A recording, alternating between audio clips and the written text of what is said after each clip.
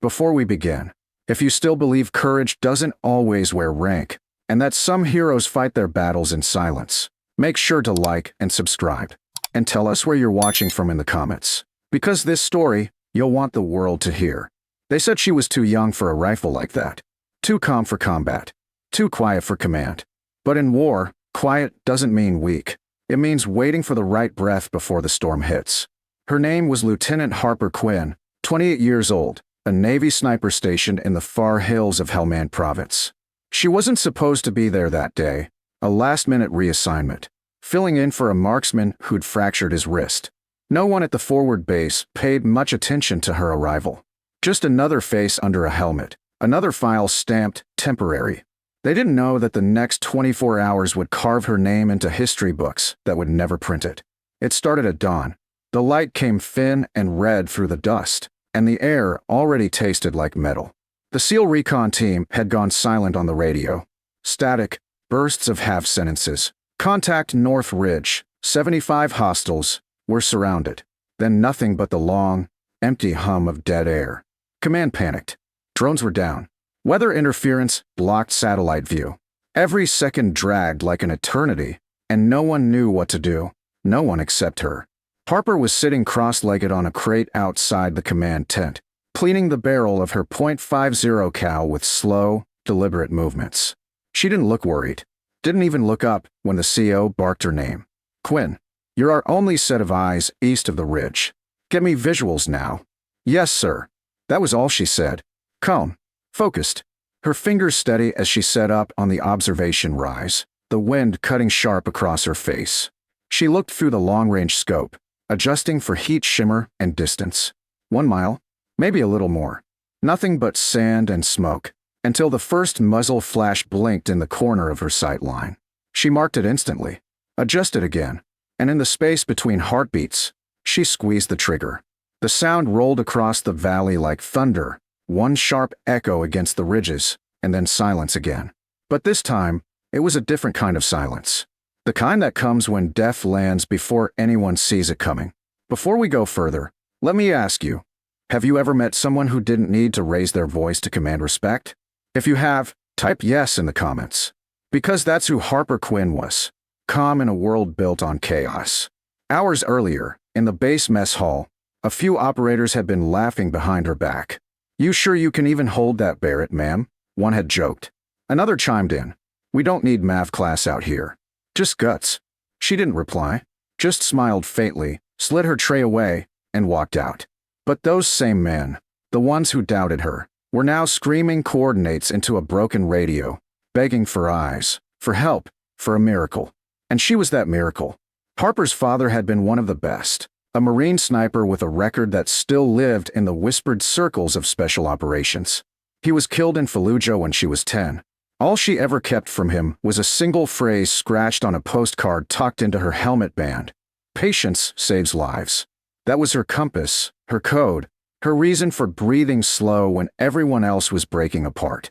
Through her scope, the world slowed. Each heartbeat matched each breath. Target, adjust, fire, shift. She didn't see 75 enemies. She saw 75 equations waiting to be solved.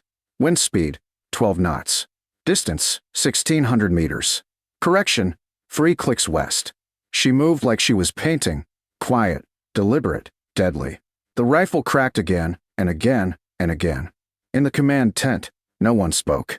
The operator watching the feed stammered, "Sir, she's hitting them all. Every single one." One of the younger techs whispered, "Is that even possible?" The commander didn't answer. He knew better than to question a ghost when it walked among them. As the minutes stretched into an hour, the gunfire below slowed, then faded entirely. The SEALs, who moments ago had been pinned behind a half-collapsed wall, were now staring out across a valley littered with motionless shadows. One of them, the same man who had laughed in the mess hall, pressed his hand to his headset. "Command," he said hoarsely. "Overwatch neutralized hostiles." "Repeat, 75 confirmed." "Who the hell is on the scope?" A pause. Then the soft, steady voice came through. "Lieutenant Harper Quinn. Extraction clear. Bring them home. If you agree that bravery doesn't come from noise, but from nerve, hit that like button right now. Because what happened next deserves to be remembered. When they finally airlifted the survivors back to base, the men stepped off the chopper in stunned silence. No cheering, no backslaps, just a quiet understanding. Harper stood by the edge of the landing pad, her rifle slung over her shoulder, dirt on her boots, a smear of dust across her cheek. One by one, the SEALs passed her, some nodding, some too ashamed to meet her eyes. The last one, the one who had joked about her rifle, stopped in front of her. He looked down, swallowed hard, then saluted. No words. She returned it, barely emotion, but it meant everything. That night, she sat alone under a canvas tarp, her hands wrapped around a tin cup of black coffee, the desert wind howling just outside.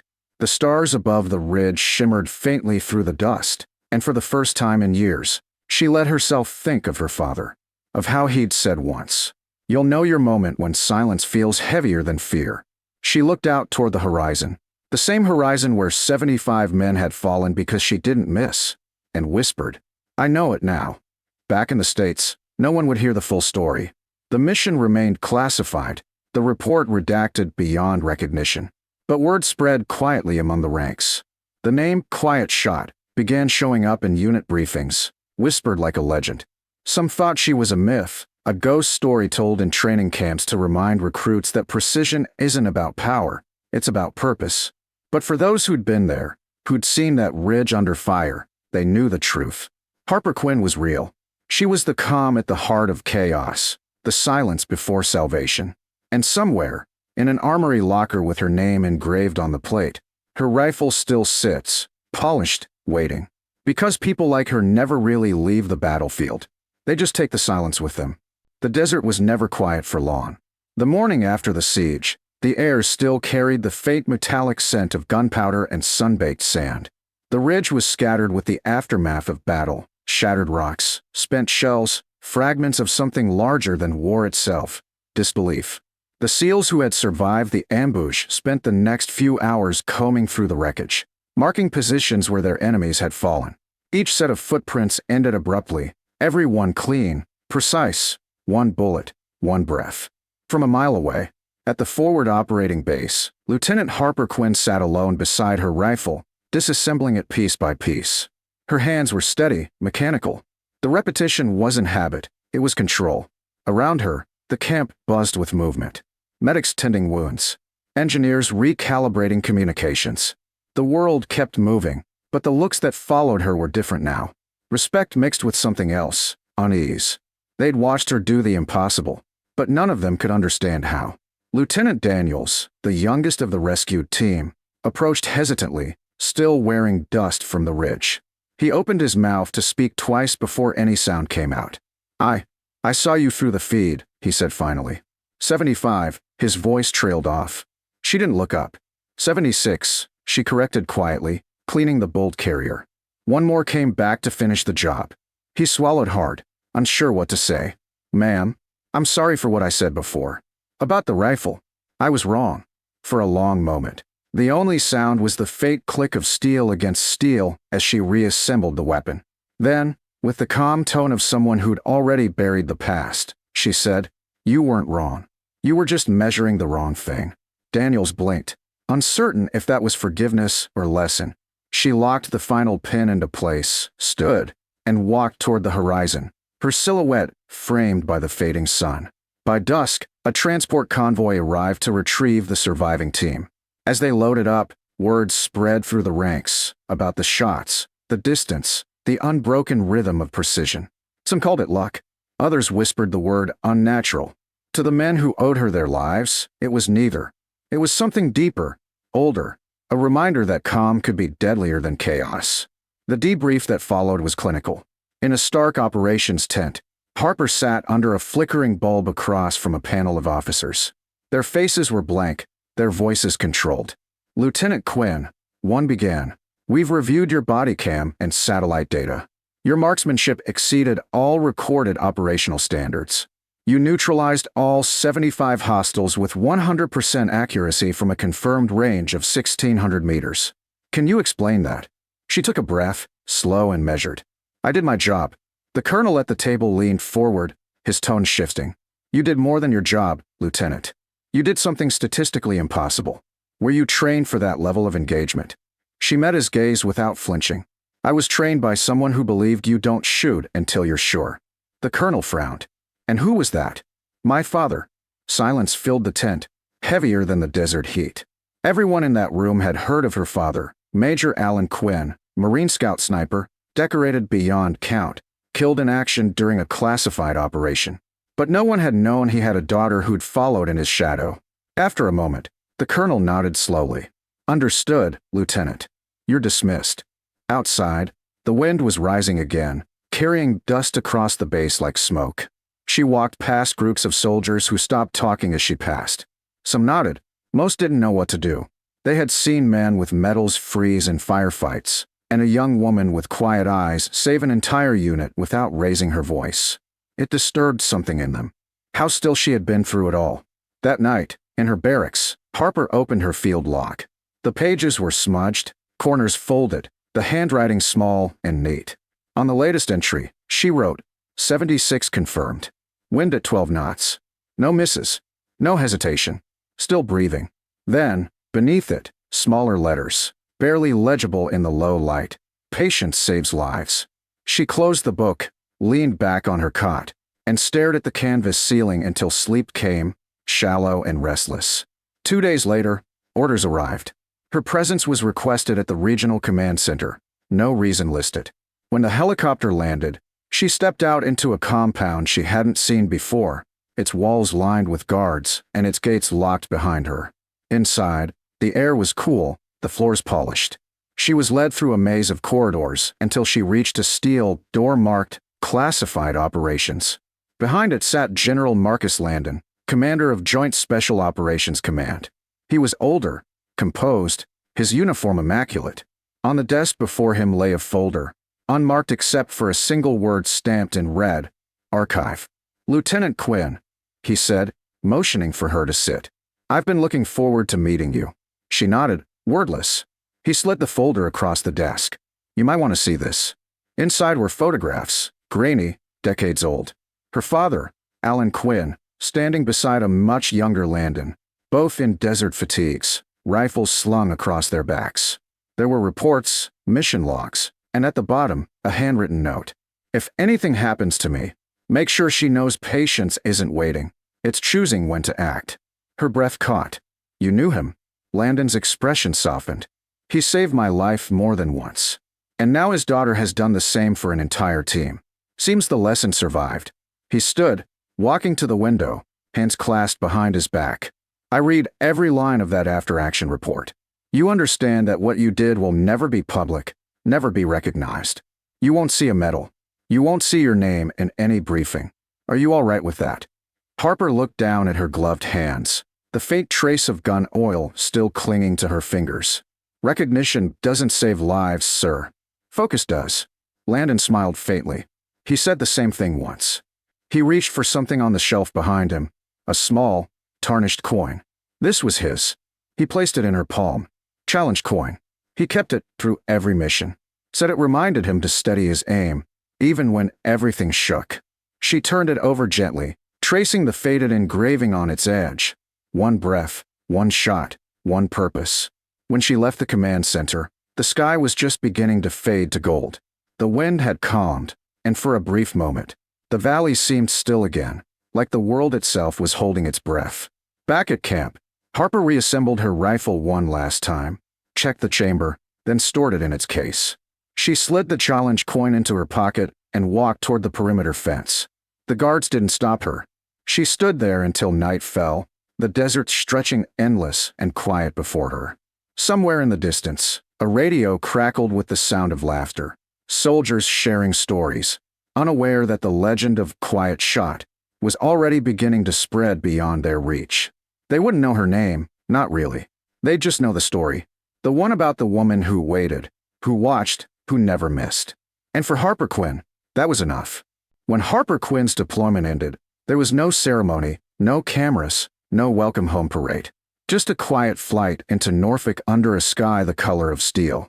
She walked off the plane alone, her duffel slung over one shoulder, a worn cap pulled low over her face. The world outside the wire didn't know her name, and that was fine by her.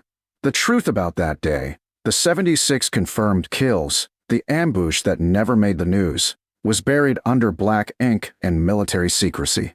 She'd saved lives, and then she disappeared back into the silence that had always been her home. Weeks later, she found herself standing in front of a small headstone at Arlington. Major Alan Quinn, United States Marine Corps.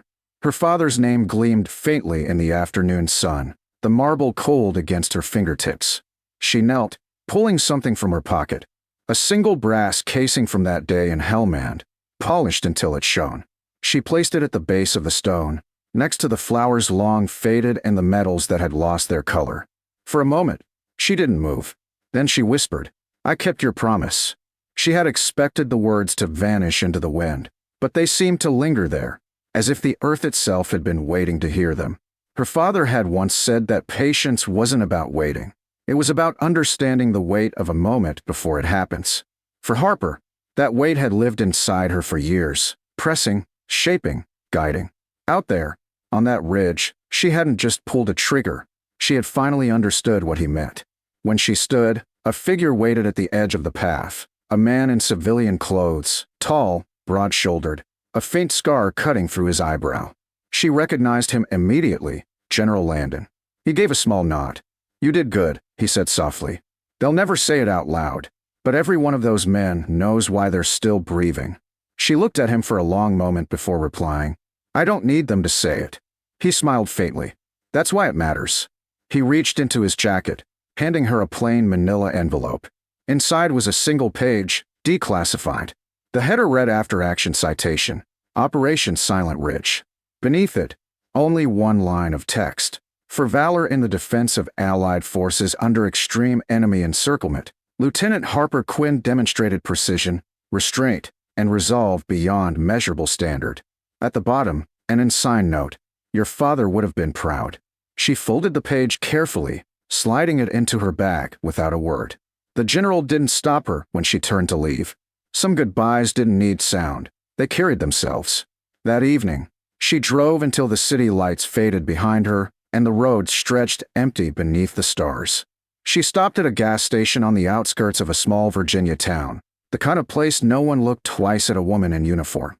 Inside, the clerk nodded politely but didn't recognize her. Harper bought a coffee, stepped outside, and leaned against her truck. The night air was cool, the kind that made silence feel like a companion. From the glove compartment, she pulled out her father's challenge coin and turned it over in her hand. The words engraved on its edge caught the moonlight. One breath, one shot, one purpose. She smiled, not the triumphant kind, but the kind born of understanding. Some people spent their whole lives chasing recognition. She'd found peace in anonymity. Across the parking lot, a group of young Marines in training uniforms sat around a picnic table, laughing, tossing a football back and forth. One of them noticed her, straightened, and offered a quick salute. She returned it casually, coffee in one hand, the other brushing a stray strand of hair from her face. For just a moment, she saw something familiar in that young man's eyes, the same mix of fear and determination she'd once carried. The next morning, she reported to her new post at Camp Hensley, a training base on the coast. Her assignment wasn't glamorous, marksmanship instructor for recruits, but she took it without hesitation. During her first class, she stood before a row of wide-eyed cadets fidgeting behind their rifles. The room smelled like oil and nerves. She said little, just wrote 3 words on the whiteboard. Patience saves lives. When one of the recruits raised his hand and asked where she'd learned that, she paused, her gaze distant for a heartbeat. "From someone who understood what silence can do," she said finally. Over the months that followed, the legend of Quiet Shot made its way through whispered stories in mess halls and field tents. No one ever proved she existed. There were no photos, no official commendations. Just a story about a lone sniper who held her ground while 75 enemies closed in and never missed. Some said she was a myth. Others swore they'd met her once, that she'd taught them how to breathe before they fired. Years later, long after her service ended, a box arrived at the Pentagon mail office. No return address. Inside, a folded letter, a well-worn challenge coin, and a note in tidy handwriting. "For whoever carries the rifle next, remember, it's never about the shot. It's about the stillness before it. No signature, just a single initial, H. The letter was framed quietly and placed in the Hall of Honor, tucked between citations for soldiers whose names the world knew. Visitors rarely noticed it, but those who did always paused longer than they expected, as if the quiet on the page spoke louder than the rest. Out in the training fields of Camp Hensley, new recruits still repeat those same 3 words she once wrote on the board: half prayer, half discipline. Patience saves lives. They never knew the woman who said them first. But every time they slow their breath before pulling the trigger, every time they steady their hands and wait for the wind to still, they carry her legacy forward. Because some heroes don't need medals or headlines or crowds to remember them. Some fight once, then fade into the silence they were born for. Harper Quinn didn't just change a battle. She reminded a generation what real strength sounds like: nothing at all.